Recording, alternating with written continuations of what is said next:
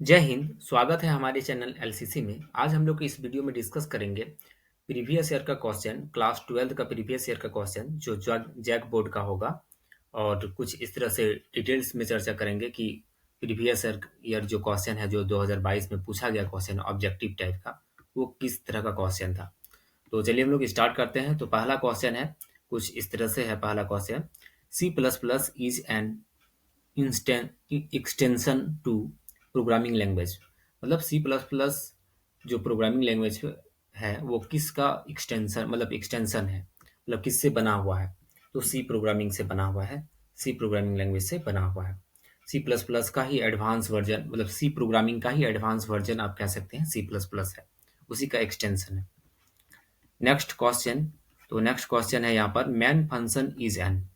Main function क्या है? Main function, man man is an, यानी मैन है क्या, तो वो एक फंक्शन है, मैन फंक्शन है। ठीक है। नेक्स्ट क्वेश्चन है, if a function does not return a result then it is return type is. पता है एक फंक्शन जिसका वो क्या है कि वो रिजल्ट रिटर्न नहीं करता कुछ भी, तो उसका टाइप क्या होगा? तो उसका टाइप होगा वॉइड। वॉइड का मतलब पता है एम्प्टी, यानी कुछ भी वो रिटर्न नहीं करेगा। तो कुछ इस तरह से है। इंट होगा तो वो क्या होगा, इंटीजर टाइप का वैल्यू मतलब रिटर्न करेगा, यानी कि कुछ भी वैल्यू रिटर्न कर सकता है, 10 20 30 कुछ भी। इसका फ्लॉट होगा तो वो पॉइंट में होगा, यानी डेसिमल पॉइंट में वैल्यू रिटर्न करेगा। तो कुछ इस तरह से है। नेक्स्ट क्वेश्चन है, नेक्स्ट क्वेश्चन है यहाँ पर, data item and that never change their value during program run is called. यानी जब प्रोग्राम रन करते हैं उसके बावजूद भी उसका वैल्यू चेंज नहीं होता है, उसको क्या कहते हैं? The data item that never change their value during a program run is called. यानी प्रोग्राम जब रन हो जाता है उसके बावजूद भी उसका वैल्यू चेंज नहीं होता, उसको क्या कहते हैं? उसको कहते हैं लिटरल्स। लिटरल्स का मतलब क्या होता है? कांस्टेंट, इसका वैल्यू चेंज नहीं होता है। कीवर्ड्स क्या होता है? एक तरह का रिजर्व वर्ड होता है जिसका एक खुद का एक पावर, एक पोजीशन होता है प्रोग्रामिंग में, उसको हम लोग कीवर्ड्स कहते हैं। आइडेंटिफायर क्या होता है? Unique name of variable. Variable के यूनिक नेम को ही हम लोग क्या कहते हैं? आइडेंटिफाई कहते हैं। और ऑपरेटर क्या होता है? ऑपरेटर जो वैल्यू और वेरिएबल के बीच टास्क परफॉर्म करता हो, जो वैल्यू और ऑपरेंड के बीच खास करके वो टास्क परफॉर्म करता है, उसको क्या कहते हैं? ऑपरेटर कहते हैं। तो कुछ इस तरह से लिटरल्स क्या है? कांस्टेंट को ही हम लोग लिटरल्स कहते हैं। Next question, slash A. Slash A is used for. Slash A होता है, स्लैश टी भी होता है, स्लैश टी भी होता है, स्लैश एन होता है, स्लैश एफ भी होता है। तो इसका मतलब ये होता क्या है? Slash A is used for, तो ऑडिबल साउंड, यानी ऑडिबल साउंड, यानी कि बीफ वाला जो साउंड होता है ना, वो साउंड क्रिएट करने के लिए खास करके इसका यूज किया जाता है। इसका फॉर्म फीड। फॉर्म फीड क्या होता है? फॉर्म फीड होता है स्लैश एफ, ये फॉर्म फीड के लिए होता है। हॉरिजेंटल टैब के लिए होता है स्लैश टी। हॉरिजेंटल टैब के लिए क्या होता है? स्लैश टी होता है। न्यू लाइन के लिए होता है slash N. Slash N new line के लिए होता है, न्यू लाइन के लिए होता है। और स्लैश और स्लैश एन की जगह पर यूज होता है इंट एल भी यूज होता है न्यू लाइन के लिए सी प्लस प्लस में। तो कुछ इस तरह से है। Next question, which of flowing is are a valid character literals. यानी कौन सा वैलिड करेक्टर लिटरल्स है, यानी करेक्टर कांस्टेंट है। इसमें से कौन सा वैलिड करेक्टर कांस्टेंट है? तो करेक्टर का मतलब करेक्टर को डिफाइन करने का तरीका क्या है कि अगर हम लोग डेटा टाइप कुछ भी लिखते हैं यहाँ पर और ए वेरिएबल है और इस वेरिएबल में हम लोग करेक्टर को स्टोर करना है, तो करेक्टर को स्टोर करने का तरीका क्या होता है कि सिंगल कोट्स के अंदर ही हम लोग कोई भी करेक्टर को लिखते हैं। जैसे हम यहाँ पर स्टार लिखेंगे तो ये स्टार स्टोर होगा इसमें ए में, तो ये डबल कोट्स के अंदर यानी सिंगल कोट्स के अंदर होगा। बिना सिंगल कोट्स का हम लोग इसको डिफाइन नहीं कर सकते हैं। तो ये वाला इसका आंसर होगा करेक्टर। करेक्टर लिटरल्स कुछ इस तरह से, ये आंसर 3 होगा कुछ। नेक्स्ट क्वेश्चन,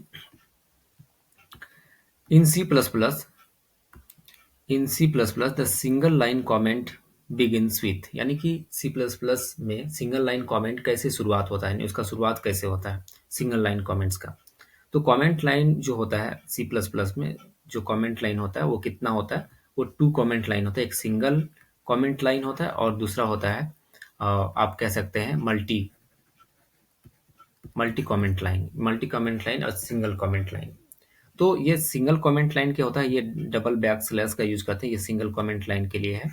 और मल्टी लाइन के लिए क्या होता है, मल्टीपल लाइन अगर हम लोग लिखना चाहते हैं तो कुछ इस तरह से ये बैकस्लैश स्टार और डॉट डॉट डॉट, आप कुछ भी लाइन लिखते जाइए। यहाँ पर आप चाहे जितना भी लाइन लिख सकते हैं और लास्ट में जाके आप कुछ इस तरह से ये स्टार और बैकस्लैश का यूज करते हैं तो कुछ इस तरह से ये मल्टीपल लाइन क्रिएट हो जाता है।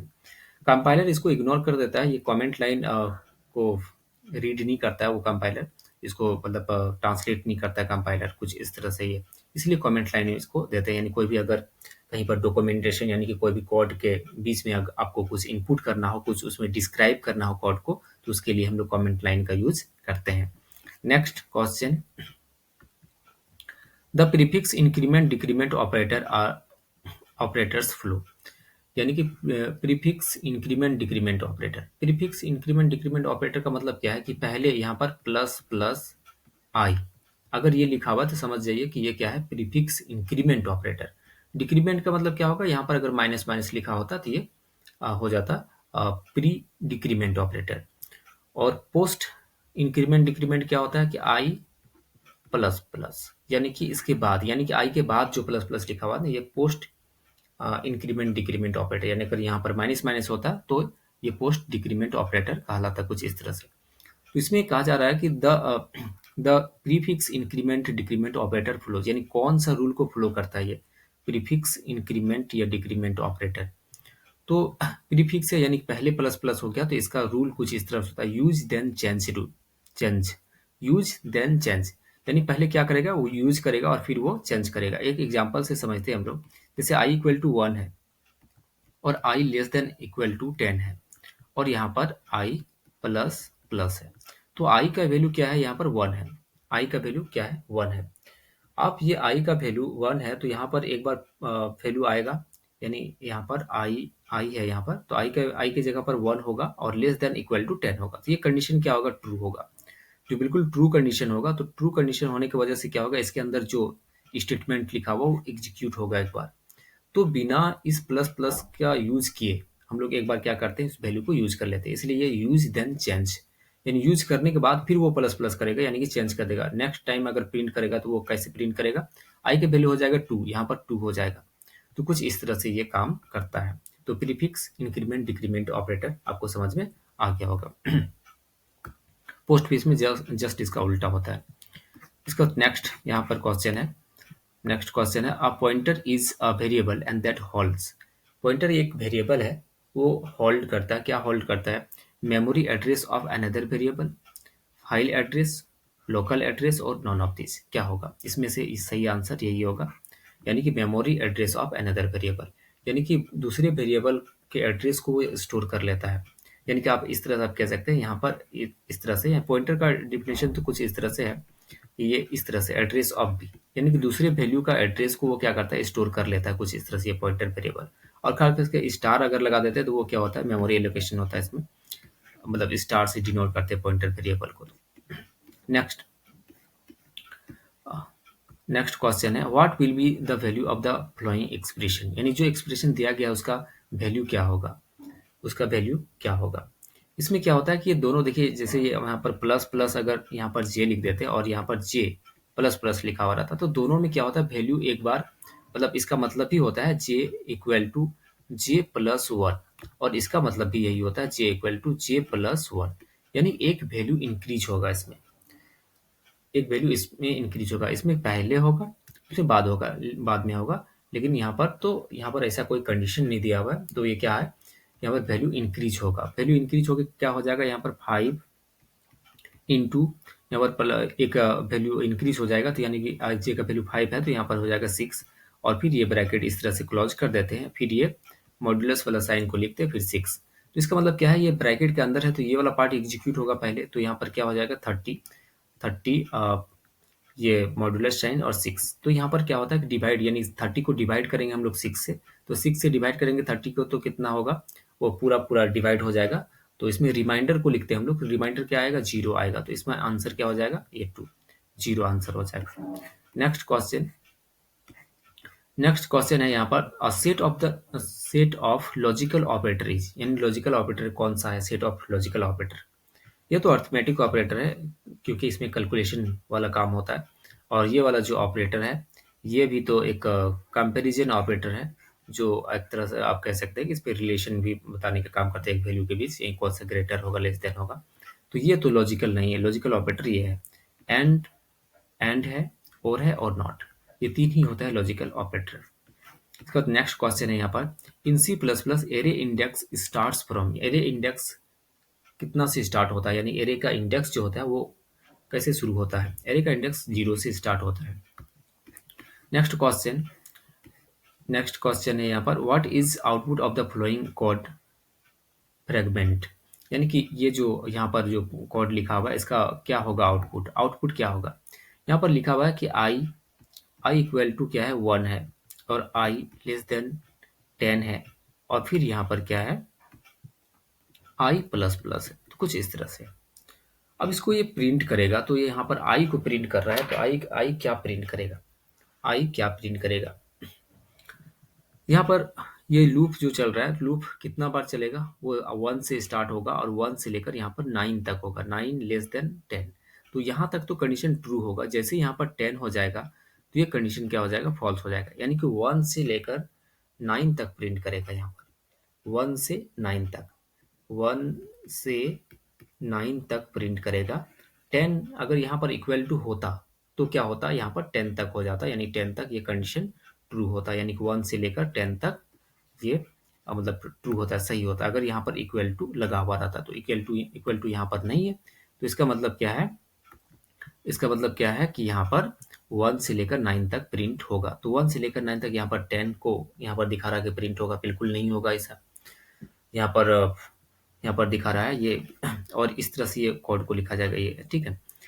तो यहाँ पर 1 से 10 भी नहीं होगा, 11 भी नहीं होगा, तो इसका मतलब क्या है, नॉन ऑफ दीज होगा। तो इसका आंसर क्या है, नॉन ऑफ दीज है। तो कुछ इस तरह से इसका आंसर होगा।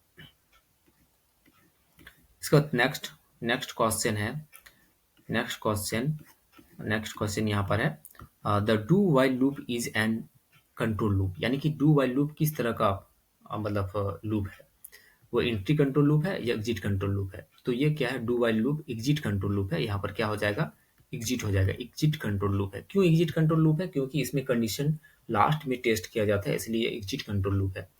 फोर लूप और वाइल लूप, फोर लूप और while loop entry control loop है, क्योंकि इसमें कंडीशन पहले ही टेस्ट कर लिया जाता है। तो कुछ इस तरह से है। नेक्स्ट क्वेश्चन है यहाँ पर, in C plus plus programming strcmp function is used for, यानी strcmp फंक्शन किसके लिए यूज होता है, क्यों यूज होता है। ये काउंट लेंथ ऑफ स्ट्रिंग, यानी कि एक स्ट्रिंग के लेंथ को काउंट करने के लिए, कॉपी स्ट्रिंग के लिए, या कंपेयर टू स्ट्रिंग के लिए, किसके लिए यूज होता है। ये यूज होता है कॉपी स्ट्रिंग के लिए, स्ट्रिंग को कॉपी करने के लिए। strlen ये स्ट्रिंग के लेंथ को कंट्रोल काउंट करने के लिए यूज होता है, खास करके कोई भी वर्ड या सेंटेंस है प्रोग्रामिंग में, तो उसमें कितना कैरेक्टर है उसको काउंट करने के लिए strlen का यूज किया जाता है। str कॉपी का, यानी कि strcpy, यानी कि ये कॉपी करने के लिए यूज होता है स्ट्रिंग को, एक स्ट्रिंग को दूसरे स्ट्रिंग में। तो कुछ इस तरह से है। और कनकेट करने के लिए स्टार कैट का यूज किया जाता है। तो कुछ इस तरह से ये यहाँ पर स्ट्रिंग का यूज होता है। स्ट्रिंग का मतलब क्या होता है कि स्ट्रिंग का मतलब होता है वर्ड या सेंटेंस, यानी कि सी प्लस प्लस प्रोग्रामिंग में कोई भी प्रोग्रामिंग स्ट्रिंग वर्ड या सेंटेंस को हम लोग क्या कहते हैं, स्ट्रिंग कहते हैं। स्ट्रिंग एक तरह का डेटा टाइप है। Which of the following is an extraction operator in C++? दो तरह का ऑपरेटर है, इंसर्शन ऑपरेटर और एक्सट्रैक्शन ऑपरेटर। तो इसमें क्या होता है, एक ऑपरेटर तो ये होता है सी आउट के साथ यूज होता है कुछ इस तरह से, और एक होता है सी इन के साथ यूज होता है इस तरह से। तो ये दोनों का मतलब दोनों का नाम याद रखना बहुत जरूरी है। ये है ये जो है ये वाला सी इन वाला, ये क्या है, एक्सट्रैक्शन ऑपरेटर है। और सी आउट वाला जो है ना, ये वाला, ये क्या है, ये है इंसर्शन ऑपरेटर। तो इसका सही आंसर क्या होगा, ये होगा। तो कुछ इस तरह से है। नेक्स्ट क्वेश्चन है, which is not a loop structure, कौन सा लूप स्ट्रक्चर नहीं है। वाइल तो लूप है, डू वाइल भी लूप है, फॉर भी लूप है, तो ये रिपीट अंटिल ये लूप नहीं है। Next question, which of the following is not a feature of C plus plus, कौन सा फीचर नहीं है सी प्लस प्लस का। इनकैप्सुलेशन तो है, इनहेरिटेंस भी है, और एब्स्ट्रैक्शन भी है, यानी कि ये डिस्ट्रीब्यूटिव लॉ ये नहीं है, ये बुलियन अलजेब्रा का पार्ट है। तो कुछ इस तरह से है। नेक्स्ट क्वेश्चन है यहाँ पर डबल ओ पी मीन्स, यानी डबल ओ पी का मतलब क्या होता है? ऑब्जेक्ट ओरिएंटेड प्रोग्रामिंग होता है इसका फुल फॉर्म। इसका फुल फॉर्म होता है ऑब्जेक्ट ओरिएंटेड प्रोग्रामिंग। तो कुछ इस तरह से है। इसका नेक्स्ट क्वेश्चन है यहाँ पर is the way of representing essential features without background details, यानी बैकग्राउंड डिटेल्स के बिना जो इसेंशियल यानी कि कुछ जो स्टार्टिंग वाला जो फीचर्स है उसको सिर्फ शो करता है, और जो बैकग्राउंड डिटेल होता है उसको वो हाइड करके रखता है। ऐसा कौन सा फीचर्स है, ऐसा कौन सा तरीका है सी प्लस प्लस में जिसमें जो इसेंशियल यानी कि जो शुरुआती का डिटेल्स है उसको दिखाता है, और जो बाकी डिटेल्स होता है जो इंटरनल डिटेल्स उसको वो हाइड करके रखता है? कौन सा कॉन्सेप्ट है इसमें से? ये तो सिंगल यूनिट में बाइंडिंग कर देता है। ये क्या करता है? एक क्लास से दूसरे क्लास को क्रिएट करता है, इनहेरिटेंस। ये एब्स्ट्रैक्शन होगा। एब्स्ट्रैक्शन का मतलब होता है डाटा हाइडिंग। डाटा को हाइड करने का जो तरीका होता है ना, उसी को हम लोग क्या कहते हैं? एब्स्ट्रैक्शन कहते हैं। तो ये इसका सही आंसर होगा। नेक्स्ट क्वेश्चन है यहाँ पर क्लास रिप्रेजेंट्स। क्लास किसको रिप्रेजेंट करता है? Group of the similar object, बिल्कुल सही, यही होगा। The group of the different object, group of problems, या none of this, group of similar object. इसके बाद next encapsulation is a way to implement, यानी कि इनकैप्सुलेशन एक तरीका है इम्प्लीमेंट करने का। कौन सा, मतलब इसमें से कौन सा ऐसा तरीका है जिससे इनकैप्सुलेशन को इम्प्लीमेंट किया जा सकता है? इनहेरिटेंस तो नहीं होगा। इनहेरिटेंस एक क्लास से दूसरे क्लास को क्रिएट करने के लिए होता है। मॉड्यूलरिटी भी नहीं होगा। ये क्या होगा? डाटा एब्स्ट्रैक्शन होगा। ये डाटा एब्स्ट्रैक्शन क्या होता है कि ये सिमिलर टाइप का पार्ट है। ये भी डाटा हाइडिंग करता है, एक सिंगल यूनिट में वो बाइंडिंग कर देता है, और ये भी डाटा को हाइडिंग करता है। कुछ इसेंशियल डिटेल्स को ये शो करता है, और फिर बाकी जो बैकग्राउंड डिटेल है उसको हाइड कर देता है। ये डाटा एब्स्ट्रैक्शन। तो ये इसका ये तरीका है। इसके तरीके से हम लोग क्या कर सकते हैं? इनकैप्सुलेशन को इम्प्लीमेंट कर सकते हैं, उसमें उसको मतलब उसमें कुछ टास्क परफॉर्म कर सकते हैं। नेक्स्ट क्वेश्चन है यहाँ पर which header file belongs to function I S upper, यानी कि कौन सा header file I S upper function से बिलोंग करता है? यानी कि मतलब वो जो हेडर फाइल, यानी कि इस हेडर कौन सा हेडर फाइल होगा इसमें से हेडर फाइल जो होगा ये सी टाइप होगा। ये character type, C for character आप कह सकते हैं। इस हेडर फाइल का यूज हम लोग क्या करते हैं? कोई भी करेक्टर में अगर टास्क परफॉर्म करना हो आपको, तो आप इस हेडर फाइल का यूज करेंगे। अगर मैथमेटिकल कैलकुलेशन करना, कोई फार्मूला का अगर यूज करना, तो मैथ डॉट एज का यूज कर सकते हैं। इसका स्ट्रिंग डॉट एज का यूज हम लोग करते हैं और वर्ड या सेंटेंस में टास्क परफॉर्म करने के लिए। वर्ड या सेंटेंस में टास्क परफॉर्म करने के लिए स्ट्रिंग डॉट एज का यूज करते हैं। अगर कोई जैसे कोई वर्ड लिखा हुआ है, उस वर्ड में कितने कैरेक्टर वो काउंट करना है, यानी कि STRLEN फंक्शन का यूज करना है, STRCPY फंक्शन का यूज करना है, तो स्ट्रिंग डॉट एज का यूज करना पड़ता है। कोन्यू डॉट एज क्या होता है? Conio dot H console input output header file. इसका मतलब क्या है? जो आउटपुट यानी कि खास करके हम लोग टर्बो सी प्लस प्लस में जो प्रोग्रामिंग रन करते हैं, उसमें जब देखेंगे कि वहाँ पर जो कंसोल में यानी कि जो ब्लैक स्क्रीन में जो आउटपुट दिख रहा होता है, तो उसको कुछ देर तक होल्ड करके जो रखने का काम करता है, यही करता है कोन्यू डॉट एज, यानी console input output. Get C H और क्लियर स्क्रीन, ये दोनों फंक्शन का यूज खास करके इसी conio dot h header file में किया जाता है। कुछ इस तरह से है। नेक्स्ट क्वेश्चन है यहाँ पर which of the following keywords is used to control access to a class member, यानी क्लास मेंबर को कौन सा कीवर्ड कंट्रोल करता है? यानी क्लास को एक्सेस, यानी कि control the access to a class member को एक्सेस कंट्रोल कौन सा करता है? मतलब एक्सेस कंट्रोल करता है खास करके, तो प्राइवेट करता है। प्राइवेट, प्रोटेक्टेड और पब्लिक, ये तीन एक्सेस स्पेसिफायर है, या एक्सेस मॉड इसको कह सकते हैं, या एक्सेस स्पेसिफायर भी कह सकते हैं इसको। तो कुछ इस तरह से है। नेक्स्ट क्वेश्चन है a class supports double O P features, यानी कि क्लास सपोर्ट करता है कौन सा ओ पी फीचर्स सपोर्ट करता है? तो इसमें से सभी करता है, इनकैप्सुलेशन, एब्स्ट्रैक्शन और डाटा हाइडिंग। तो ये ऑल ऑफ दिस होगा। Next question by default the member of a class are, यानी बाय डिफॉल्ट जो क्लास का जो मेंबर होता है वो क्या होता है? वो प्राइवेट होता है, पब्लिक होता है, या प्रोटेक्टेड होता है? तो प्राइवेट होता है। बाय डिफॉल्ट क्या होता है? प्राइवेट होता है। अगर आप वहाँ पर एक्सेस मोड को आप डिक्लेयर नहीं करेंगे, एक्सेस मोड को आप स्पेसिफाई नहीं करेंगे, वहाँ पर इनिशियलाइज नहीं करेंगे, डिक्लेयर नहीं करेंगे, तो वो क्या होगा? बाय डिफॉल्ट प्राइवेट होगा। इसके बाद नेक्स्ट नेक्स्ट क्वेश्चन जो है, which of the following data member of a class can be shared by all the object of its class? Which of the following data member of a class can be shared by all the objects of its class? यानी कौन सा data member, इसमें से कौन सा data member ऐसा है जो क्लास के सभी ऑब्जेक्ट को मतलब वो शेयर कर सकता है। यानी क्लास में जो भी चीज़ हम लोग का मतलब ऑब्जेक्ट है, जो भी ऑब्जेक्ट है उसको वो क्या कर सकता है, शेयर कर सकता है। तो उसमें से कौन सा डाटा मेंबर हो सकता है, ये स्टैटिक। तो कुछ इस तरह से है। नेक्स्ट क्वेश्चन है, a class definition ends with, यानी क्लास का डिफिनेशन जो इंड होता है वो क्या होता है, सेमीकोलन से इंड होता है।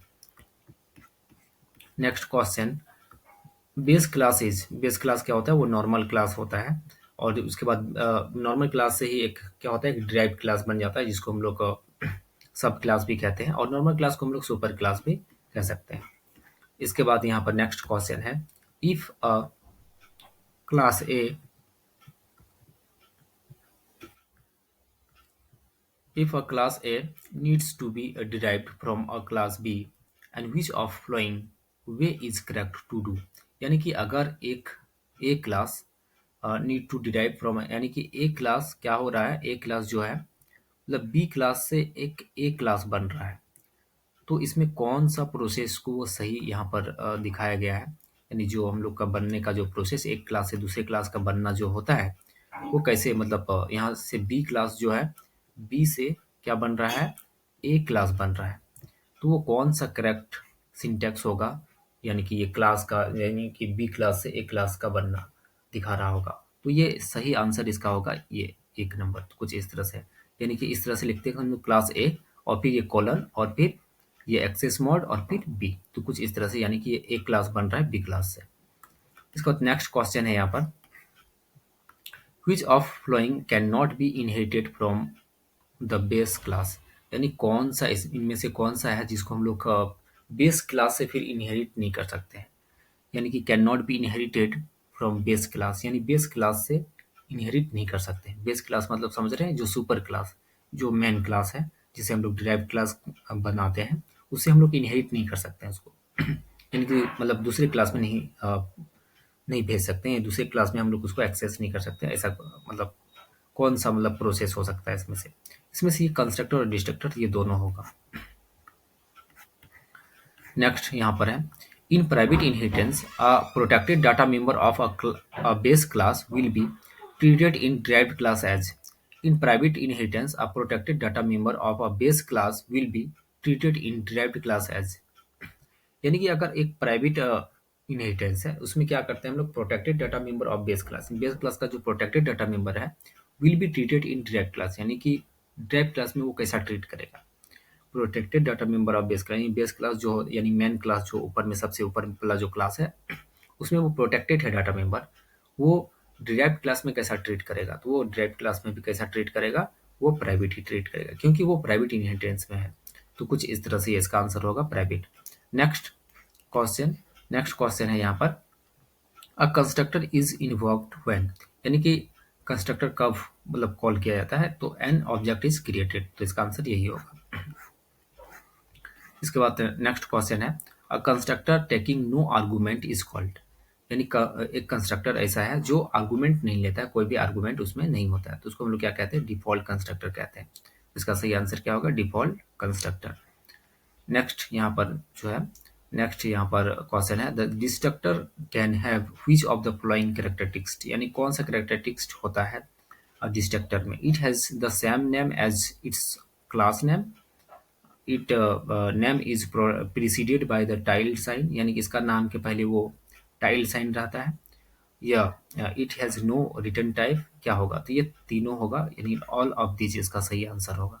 तो कुछ इस तरह से ये ऑब्जेक्टिव क्वेश्चन यहाँ पर है, जो 2022 का ये ऑब्जेक्टिव क्वेश्चन है। उसके बाद यहाँ पर सब्जेक्टिव क्वेश्चन है।